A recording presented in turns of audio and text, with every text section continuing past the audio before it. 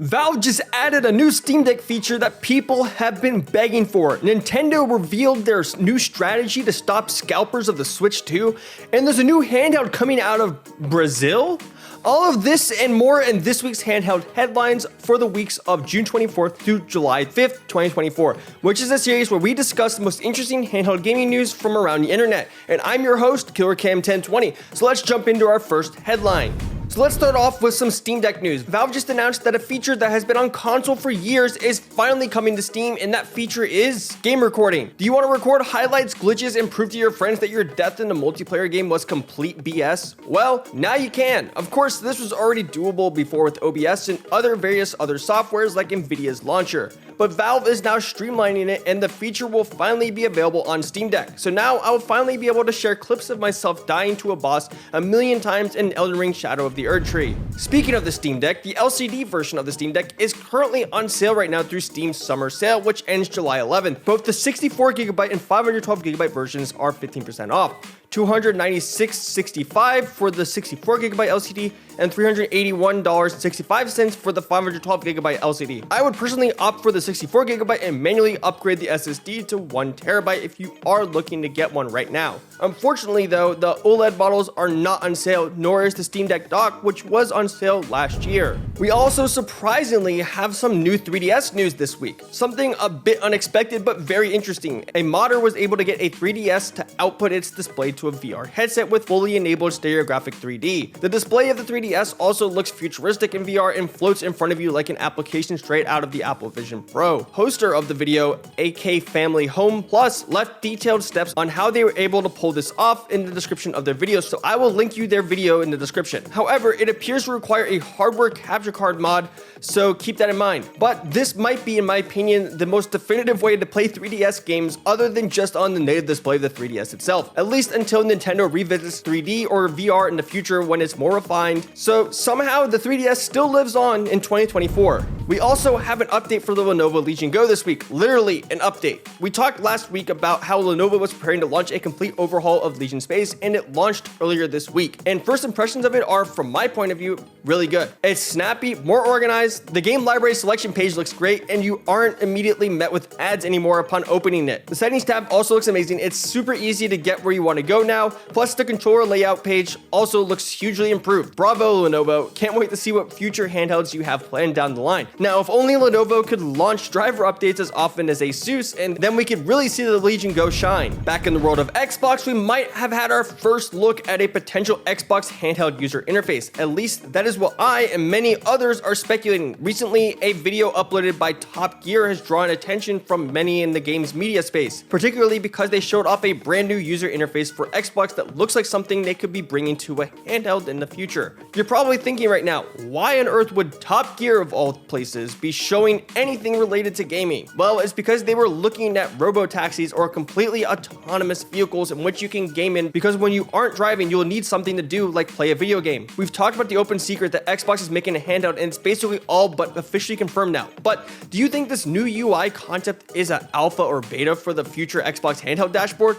Or do you think it's just a concept or something else? Let me know in the comments. We also have some news directly from AMD this week that will likely help improve the visual quality and the performance of your gaming handheld immediately, at least in certain games. AMD just announced that FSR 3.1 plus frame gen will begin rolling out immediately in certain games. Those games are Horizon Forbidden West, Ghost of Tsushima, Marvel Spider-Man Remastered, Marvel Spider-Man Miles Morales, Ratchet & Clank Rift Apart, and the soon-to-be-released port of God of War Ragnarok, which launches on PC on September 19th. So basically all PlayStation PC ports for some reason. Not entirely sure why that is the case, but it could have something to do with PlayStation and AMD's partnership and potentially their upcoming PS5 Pro, which is rumored to feature some sort of upscaling technology. The improvements for FSR 3.1 are supposed to reduce ghosting, shimmering, and flickering when using the upscaler.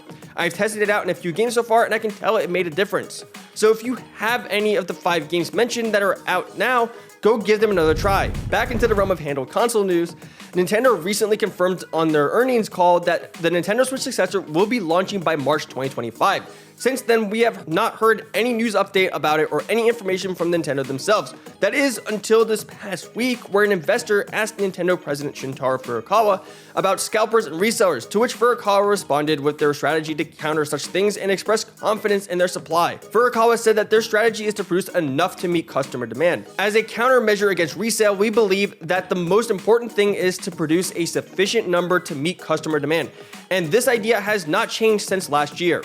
While also adding, quote, although we are unable to produce sufficient quantities of Nintendo Switch hardware last year and the year before due to a shortage of semiconductor components, this situation has now been resolved. At this time, we do not believe that the shortage of components will have a significant impact on the production of the successor model. So Furukawa is essentially saying that he believes supply should be more than ample enough to counter scalping and meet as much demand as possible, because we are living in a post-COVID world now. But I guess I will have to wait and see if things go as planned. But to be safe, I advise following my Twitter account, where I will be covering pre-orders and up-to-date restock information as it comes in once pre-orders go live. But before we get to our last story, we have to talk about our poll of the week. What matters the most to you on a handheld? And the majority of you seem to share the same sentiment, that battery life is the most important. And for the most part, I agree. Because at least for me, if I wanted performance and to be plugged in constantly, I would go for a gaming laptop. However, a handheld is meant to be taken on the go, untethered to a battery or power cable. This is why when I take my ROG Ally or Legion Go with me, I usually reduce the power consumption in favor of battery life over performance. And also why I usually take my Steam Deck OLED on the go most of the time, because it has the longest battery life out of my handhelds currently. However, that may be rivaled in the near future by the ROG Ally X, which I will be reviewing very soon once I get my hands on one. So like, subscribe, and tap the little bell to know when that review drops. But now it's time for our last story, and this is a bit of a strange one. A company out of Brazil called Tech Toys recently revealed their two new handhelds. They announced the Xenix Lite and the Xenix Pro respectively. They both run Windows and are meant primarily for gaming. However, Tech Toys also advertised them as useful for work, school, and media consumption, which I guess you could do that, but I highly doubt that's why anyone would buy a handheld for in the first place. But what do I know? Tell me how wrong I am in the comments. But moving on, both systems are equipped with 6-inch 1080p displays, which are fairly small compared to what we are used to. The Lite model is equipped with an Athlon 3050E, which is a fairly older APU that still uses Vega graphics, and the Pro model is equipped with a Ryzen 7 6800U, which is an 8-core Zen 3 Plus CPU and 12CU RDNA 2 GPU. It is not as fast as the Z1 Extreme, but it's not terribly far behind. But regardless, it is a bit outdated now. There's no information on pricing or release date yet. However, Tech Toys will be actively participating in Gamescom Latin America, so it will likely be revealed there. And that's gonna do it for this week's Handheld headlines. If you found this video informative, hit that like button. On top of PC gaming handhelds, I'll also be covering Nintendo's upcoming next-gen Switch, like in today's video, and if Xbox and PlayStation finally release handhelds and more. So if that is something that interests you, definitely hit the subscribe button, tap the little bell to be the first to know when my next video drops. This has been Killer Cam 1020. Thanks for watching, and see you in the next one. Peace.